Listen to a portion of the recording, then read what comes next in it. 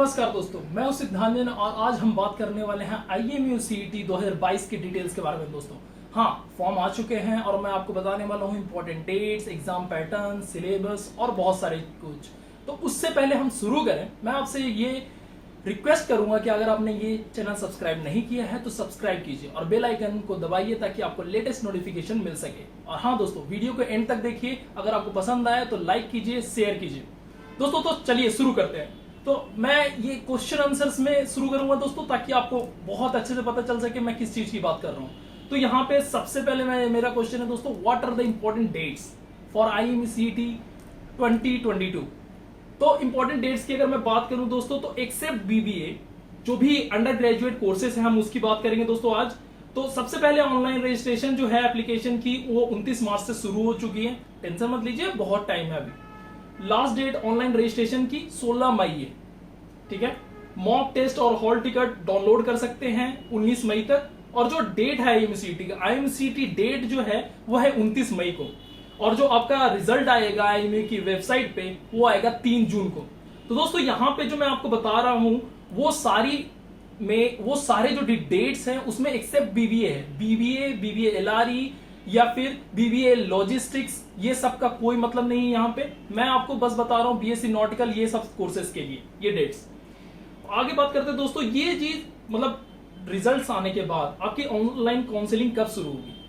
6 जून को online counselling ये बता रहे हैं दोस्तों। और लास्ट डेट रजिस्ट्रेशन के लिए ऑनलाइन काउंसलिंग के लिए बता रहे हैं 10 जून।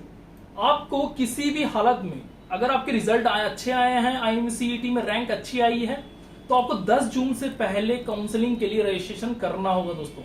वरना आप अगर काउंसलिंग मिस करते हो तो इसके लिए IMU कोई भी गारंटी नहीं लेगी कि आपको सीट मिलती है या नहीं मिलती है IMU कैंपसेस में या IMU एफिलिएटेड इंस्टीट्यूट्स में।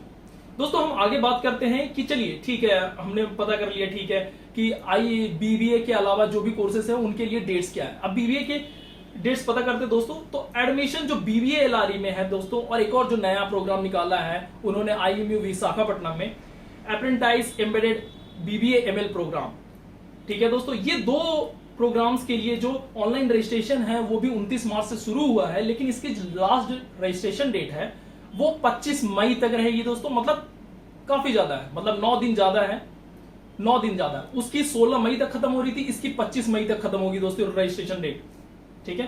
अब हम दूसरी क्वेश्चन पे आते हैं दोस्तों कि for which courses the IMU CET 2022 is being held. मतलब कौन कौन से कोर्सेज हैं जिसमें IMU CET जरूरी है, और खासकर ये CET मतलब कॉमन एंट्रेंस टेस्ट देना जरूरी है, ठीक है। तो सबसे पहला है दोस्तों अपना है BTech marine engineering, BSc nautical science, diploma in nautical science और BTech naval architecture and ocean engineering. यहाँ पे डिप्लोमा इन नॉटिकल साइंस की कुछ खास बातें हैं दोस्तों। जो ये अगस्त बैच होने वाला है, यहाँ 2 बैच होती है DNS की, एक अगस्त बैच एक फेब बैच। तो ये दोनों के लिए एप्लीकेबल होगा। इसके रिगार्डिंग मैं आगे भी बात बताऊंगा आपको कि क्या इंपॉर्टेंट नोट दिया है IMU ने DNS को लेके, खासकर DNS के एडमिशंस को लेके इस बार। दोस्तों हम बढ़ते हैं अब तीसरे क्वेश्चन की ओर। What is the exam pattern and syllabus for IMU CET 2022। हमें पता चल गया ये 4 कोर्सेज के लिए हमें IMU CET जरूरी है, नेसेसरी है। कोई भी आप प्राइवेट इंस्टीट्यूशन में जाइए, गवर्नमेंट इंस्टीट्यूशन में जाइए, कोई किसी में जाइए, ये सब के लिए जरूरी है IMU CET। तो ठीक है, IMU CET जरूरी है, लेकिन इसका एग्जाम पैटर्न क्या है, सिलेबस क्या है। तो सबसे पहले अगर मैं बात करूं दोस्तों अंडर ग्रेजुएट टेक्निकल कोर्सेज की मैं बात कर रहा हूं, जिसमें ये आपके बैचलर्स डिग्री वाले सारे कोर्सेज होते हैं, डिप्लोमा इन नॉटिकल साइंस भी आता है उसमें। तो उसमें नंबर ऑफ क्वेश्चन रहने वाले हैं 200 मल्टीपल चॉइस क्वेश्चन, जिसका सिलेबस होने वाला है English, general aptitude, physics, chemistry, mathematics, जो कि +2 तक या इंटरमीडिएट या इक्विवेलेंट लेवल तक पूछा जाएगा, ठीक है। उसका लेवल मैं आपको बता रहा हूं, फिर से रिपीट कर रहा हूं, +2 लेवल तक ही पूछा जाएगा, उससे आगे की बात नहीं की है उन्होंने। और यहाँ पे जो नोट है दोस्तों, यहाँ पे उन्होंने साफ बताया है DNS के रिगार्डिंग इंपॉर्टेंट नोट कि candidate desirous of admission to DNS February 2023 batch are required to take this CET August CET 2022 compulsory since there will be no separate CET for February 2023 batch. इसका मतलब ये है जो भी candidate फरवरी में ही, मतलब अगर आप इस अगस्त बैच में DNS में नहीं जाना चाहते, स्पॉन्सरशिप अगर आपको नहीं मिली है ठीक है, उसके चक्कर में। तो अगर आपको लग रहा है कि फरवरी तक आपको या फरवरी से पहले अगर आपको स्पॉन्सरशिप मिल जाएगी और आप फरवरी बैच में एडमिशन लेना चाहते हो, तब भी आपको ये सीईटी देना बहुत जरूरी है, क्योंकि आगे कोई भी दिसंबर में आईएमयू सीईटी नहीं होने वाला है डीएनएस कोर्स के लिए। ये चीज आप नोट कर लिए दोस्तों, ठीक है। आगे हम बात करते हैं यहाँ पे एग्जाम पैटर्न के बारे में। तो निगेटिव मार्किंग फॉलो होगी। अब पहले निगेटिव मार्किंग नहीं थी आईएमयू सीईटी में, लेकिन अब से निगेटिव मार्किंग फॉलो होगी, जिसका मतलब है 1/4। अगर मान लीजिए एक क्वेश्चन के लिए 1 मार्क रखा जाए तो 1/4 मतलब 0.25 मार्क्स कट होंगे, निगेटिव मार्किंग होगी अगर आप रॉन्ग आंसर पे टिक मारते हो तो, ठीक है। आगे हम बात करते हैं दोस्तों, इन्होंने बोला है कि फॉर डीएनएस कोर्स जो सीईटी का रैंक सर्टिफिकेट होगा, मतलब जो आपके रिजल्ट्स आते हैं, ठीक है, तो उसे हम रैंक सर्टिफिकेट भी बोलते हैं। जो रैंक सर्टिफिकेट होगा दोस्तों वो वैलिड होगा 2023 फेब बैच के लिए भी। इसीलिए उन्होंने बोला था कि कोई भी सीईटी नहीं होने वाला है दिसंबर में, ठीक है, इसको ध्यान में रखिए। और उन्होंने यही चीज फिर से मैंडेट की है कि कोई भी सेपरेट सीईटी नहीं होने वाला है डीएनएस 2023 बैच के लिए। तो इसलिए इस चीज को ध्यान में रखिए कि इस सीईटी को देना आपके लिए बहुत ज्यादा जरूरी है, आइदर आपके पास स्पॉन्सरशिप है या नहीं है। दोस्तों अपना चौथा क्वेश्चन है कि कौन कौन से ऐसे आईएमयू के कोर्सेस हैं जिसमें आईएमयू सीईटी आपको देना ही नहीं पड़ेगा। ये 200 मल्टीपल चॉइस क्वेश्चन का दिमाग ही नहीं लगाना पड़ेगा। ये कौन से कोर्सेस हैं मैं आपको बताता हूं। यहाँ पे 3 कोर्सेस उन्होंने डिफाइन किए हैं। सबसे पहले BBA logistic retailing and e commerce, जो कि 3 साल का कोर्स होता है, जो कि 12th के बाद ही आप कर सकते हो, ठीक है, ये कोर्स। और उसके बाद एक और उन्होंने अभी इंट्रोड्यूस किया है apprentice embedded BBA maritime logistic course, जिसको बीबीए एमएल कोर्स बोल रहे हैं, ठीक है। ये भी 3 साल का है, लेकिन ये एक ही कैंपस में मौजूद होगा, वो है विशाखापट्टनम में।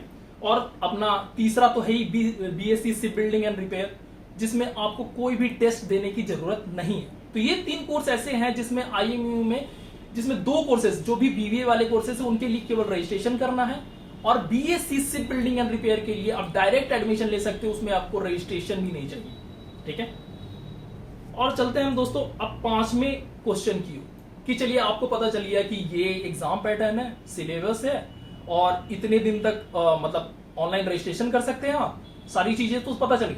अब बात आती है क्या क्या डॉक्यूमेंट आपको रिक्वायर्ड होंगे इस रजिस्ट्रेशन फॉर्म को फिलअप करने के लिए, जो कि imu.edu.in पे आपको मिलेगा, ठीक है।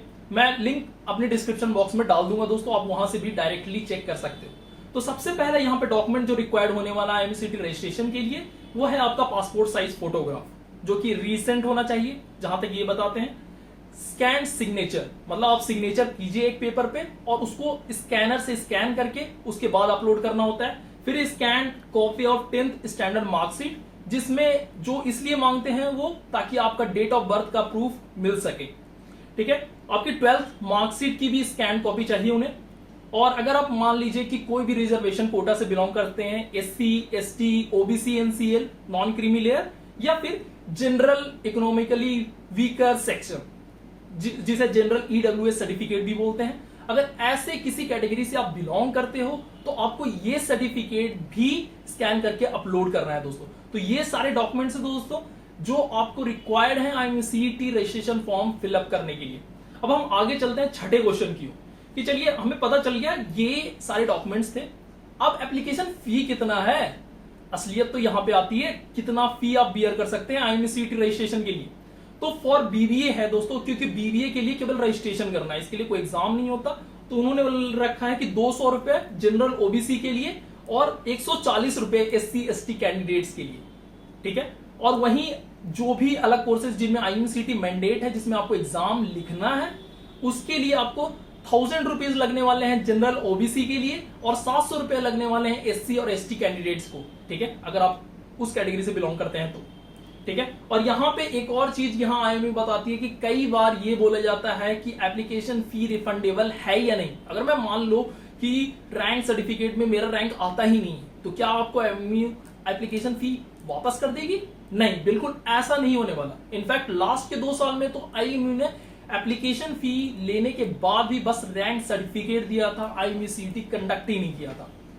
मैं होप करता हूं इस बार ऐसा ना, ठीक है। और एक और चीज यहां पे आईएमयू बता रही है दोस्तों कि जो आईएमयू के पास राइट्स है कि वो कोई भी मेथड अडॉप्ट कर सकती है, नॉर्मलाइजेशन मेथड जो 2 साल से वो अडॉप्ट करती आ रही है, अगर किसी सिचुएशन में एग्जाम वो नहीं ले पाती है तो, ठीक है। और वो रैंक सर्टिफिकेट ही इशू करेगी क्वालिफाइड स्टूडेंट्स को। अगर आपका रैंक सर्टिफिकेट नहीं आता है यूनिवर्सिटी के रिजल्ट्स के दिन, सीधा समझ लीजिए कि आप क्वालिफाई नहीं कर पाए। अब हम आगे बढ़ते हैं दोस्तों 7वें क्वेश्चन की ओर, जो हमारा सबसे ज्यादा डाउटफुल क्वेश्चन है। मुझे पता था आप बहुत सारे लोगों के मन में ये क्वेश्चन आ रहा होगा कि सर अगर मेरा 12th का मार्कशीट आया ही नहीं है तो मैं अपलोड कैसे करूंगा। अगर मेरा मार्कशीट आने वाला है सर, बस मतलब अगर 16 मई के बाद आया तो क्या करूंगा, मैं कैसे अपलोड करूंगा इसे और कैसे स्कैन करूंगा मैं। तो इसके लिए भी आईएमयू के पास एक जवाब है, वो सुनिए। कहती है आईएमयू की result awaited candidates all courses where 10+2 year is required qualification for any entry to UG courses, ठीक है। The student who would appear into 10+2 intermediate या equivalent examination and awaiting result may also apply for the CET। यहाँ वो साफ बता रही है कि आप अप्लाई कीजिए। अगर आपका रिजल्ट नहीं भी आया है, रिजल्ट आने वाला है, ठीक है, आपको लग रहा है कि नहीं वो 16 मई के बाद ही आ पाएगा या 16 मई के पहले भी आता है, ठीक है, तो आपको वो रिजल्ट के लिए वेट नहीं करना, आपको अप्लाई करना है। सबसे पहले रजिस्ट्रेशन करनी है, एप्लीकेशन फॉर्म भरिए आप सीईटी के लिए। और यहाँ पे आगे बोलती है आईएमयू कि student will be admitted in IMU campuses and IMU affiliated campuses, ठीक है। आईएमयू कैंपसेस 6 हैं दोस्तों, जो कि सारे मतलब चेंज कर दिए गए हैं। सारे के नाम आईएमयू कोची, आईएमयू विशाखापट्टनम, चेन्नई तो था ही, मुंबई कर दिया गया, नवी मुंबई कर दिया गया, ये सारी चीजें नाम चेंज किया गया। तो 6 कैंपसेस आईएमयू के और 17 आईएमयू एफिलिएटेड कैंपसेस में आपको एडमिशन मिल सकता है, ठीक है। बेस्ड ऑन सीईटी रैंक के आधार पर, जो भी कॉमन एंट्रेंस टेस्ट में रैंक आएगा उसी के आधार पर आपको इन सारे इंस्टीट्यूट में एडमिशन मिलेगा। और वही बोलती है कि अगर मान लीजिए कि जो आपका फर्स्ट काउंसलिंग, यहां लिखती है कि subject to entering the marks before the first counselling ceases, मतलब ये है कि आपके मार्क्स आपको तब तक, मतलब कब तक आपको तब तक चाहिए ना, मतलब 22 जून के पहले फर्स्ट काउंसलिंग वहां खत्म हो रही है 22 जून को, और उसके पहले आपको किसी भी तरह से कॉलेज से रैंक मतलब मार्कशीट लानी होगी, 12th की मार्कशीट। अगर आप बिहार बोर्ड से हैं, सीबीएसई बोर्ड से हैं, आईसीएसई बोर्ड से, किसी भी बोर्ड से हो, ठीक है, आपको रैंक सर्टिफिकेट अवेलेबल करवाना होगा 20 जून से पहले। अगर बाय द वे आप नहीं कर पाते तो ये रिजल्ट अवेटिंग स्टूडेंट्स के लिए है, जो 12th रिजल्ट के लिए वेट कर रहे हैं, ठीक है, वो भी आईएमयू सीटी के लिए अप्लाई कर सकते हैं। तो दोस्तों अब चलते हैं सबसे खतरनाक फैक्ट्स के बारे में। जो मैं फैक्ट बताने वाला हूं, जो आईएमयू ने इस बार बहुत बड़े ब्लॉक लेटर्स में जारी किया है नोटिफिकेशन। उन्होंने कहा in the event of any unforeseen circumstances IMU reserves the right to conduct the common interest test in any mode, center-based, proctored, or any such mode, or adopt any other suitable alternative scheme in lieu of common entrance test, entrance examination to give the rank certification and admission. The date mentioned in the schedules can prepone, postpone if need arises due to unforeseen or any administrative reasons. एक चीज और मैं बता दूं दोस्तों, 2020 में IMU ने postpone किया था आईएमयू सीटी ये बोल के कि कोविड चल रहा है। वी टोटली एग्री कि चलो सही है, लेकिन 2021 में इन्होंने एक और रीजन दिया था, वो ये है due to administrative reason we are postponing the IMU CET exam. मुझे नहीं पता क्यों, बट इन्होंने ये एडमिनिस्ट्रेटिव रीजन भी दिया था। ये एडमिनिस्ट्रेटिव रीजन किसी को भी नहीं समझ में आया है और आज तक ये मिस्ट्री है। तो मैं आपको यहां बताता हूं यहां उन्होंने क्या बोला है। उन्होंने बोला है कि मान लो कि फिर से अगर चौथी वेव आती है कोविड की, मैं होप कर रहा हूं ना है, तो मतलब लॉकडाउन लग जाएगा, ठीक है, तो वो कह रही है कि कॉमन एंट्रेंस टेस्ट है वो किसी भी मोड में ले सकती है, या आपको सेंटर पे बुला सकती है, या आपको बोलेगी कि लैपटॉप, किसी का आप लैपटॉप लीजिए और वहां से कैमरा ऑन करके, माइक ऑन करके वहां से ऑनलाइन एग्जाम दीजिए घर बैठे, ठीक है, या फिर आपको मोबाइल बेस भी करवा सकती है, वो उसके पास रिजर्व है राइट्स, ठीक है। और वहां ये भी लिख रही है कि वो सर्टिफिकेट, रैंक सर्टिफिकेट किसी भी हालत में नॉर्मलाइजेशन प्रोसेस या फिर कोई और नया प्रोसेस निकाल ले वो इस साल, पता नहीं, वो प्रोसेस से आपको रैंक सर्टिफिकेट दे सकती है।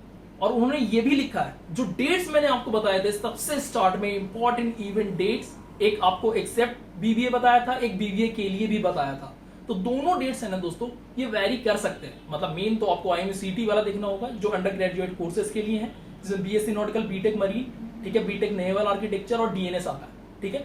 तो उसका देखना होगा मेन कि इसके डेट्स है ना, प्रीपोन मतलब पहले भी लिए जा सकते हैं या बाद में भी लिए जाते हैं, मतलब सीधी सी बात समझिए, वो पोस्टपोन प्रीपोन दोनों कर सकते हैं डेट्स को। इसलिए आपको बहुत ज्यादा सजग होना होगा, मेल्स रेगुलरली चेक करने होंगे, मैसेजेस रेगुलरली चेक करने होंगे कि कोई भी नोटिफिकेशन आईएमयू की तरफ से आता है या नहीं, डेट्स को लेके खासकर यहां पे उसने इस बात के लिए भी बोला है। और यहां पे सबसे इंपॉर्टेंट है दोस्तों, सबसे इंपॉर्टेंट बात जो मुझे बहुत लोगों ने इंस्टाग्राम पे उसके लिए बहुत ज्यादा गालियां भी दी हैं और बहुत ज्यादा मतलब बहुत अटर पटर चीजें भी बोली हैं कि नहीं आप आईएमयू की जानते नहीं, आईएमयू 100% प्लेसमेंट करवाती है, आईएमयू बहुत अच्छी है। लेकिन एक मिनट रुको जरा, यहां पे उन्होंने खुद बोला है कैंडिडेट्स और parents are requested to note that IMU will make all reasonable efforts to find a suitable placement for its students, ठीक है। However, IMU doesn't guarantee the same as the job market is dependent on many factors beyond our control. उन्होंने ये साफ लिखा है कि candidates हो या पेरेंट्स हो, जो भी ये फॉर्म फिल कर रहे हैं उनको मैं साफ साफ बताना चाहता हूं कि IMU यहाँ पे जितना कोशिश कर सकती है वो कोशिश करेगी आपको प्लेसमेंट मिल जाए, लेकिन यहाँ पे वो कोई भी गारंटी नहीं देगी कि आपको प्लेसमेंट दिला के ही रहेगी या आपको जॉब मिल ही जाएगी। और यहाँ पे वो कंडीशन दे रही है कि ये जॉब मार्केट भी डिपेंडेंट है कई सारे फैक्टर्स के अकॉर्डिंग, ठीक है। तो उस बारे में भी, लेकिन मैं ये साफ साफ क्लियर कर रहा हूं कि इसमें आईएमयू साफ साफ गारंटीड नहीं बता रही है। तो आप भी ये चीज समझिए कि जॉब आप पे डिपेंडेंट होती है, आपके बहुत सारे फैक्टर्स पे, आपके मार्क्स पे, आपके नॉलेज पे, जो नॉलेज आपने प्रैक्टिकल एक्वायर किया होगा कॉलेज में उस पर भी डिपेंड करता है दोस्तों, और कॉलेज पे भी डिपेंड करता है काफी सारी चीजें। मैं इस बारे में और किसी वीडियो में बात करूंगा, इस वीडियो को शॉर्ट रखते हैं दोस्तों। तो दोस्तों यही था आज का video, IMU CET 2022 under graduate courses के लिए सारी डिटेल्स मैंने आपको बता दी है दोस्तों, ठीक है। तो हम आगे भी बात करेंगे दोस्तों, जिसमें मैं आपको बताने वाला हूं MBA और PG कोर्सेज के लिए सारी डिटेल्स IMU CET 2022 के लिए, ठीक है।